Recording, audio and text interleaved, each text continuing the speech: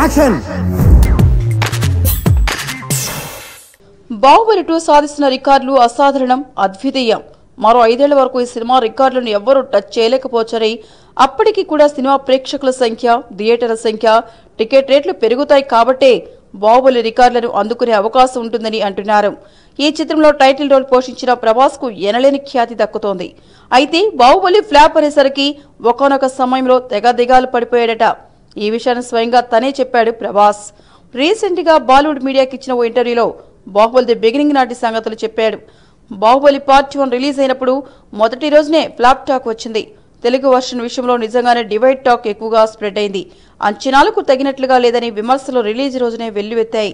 దీంతో 2.5 ఏళ్ల కష్టం వృధా అయిపోయిందని తెగ బాధపడిపోయిన ప్రభాస్ రూమ్ నుంచి బయటకు కూడా రాలేకపోయాడట.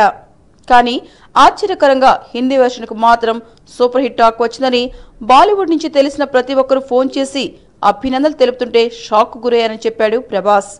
ఆ తర్వాత తెలుగు వర్షన్ కూడా నెమ్మదిగా పుంజుకొని రికార్డు వసూళ్లు సాధించేయడంతో ఊపిరి పీల్చుకున్నానని అన్నాడు యంగ్ రెబల్ స్టార్ ప్రభాస్. మీకు ఈ వీడియో నచ్చితే ఒక లైక్ కొట్టండి, లేకపోతే కామెంట్ చేయండి, బట్ సబ్స్క్రైబ్ చేయడం మర్చిపోకండి.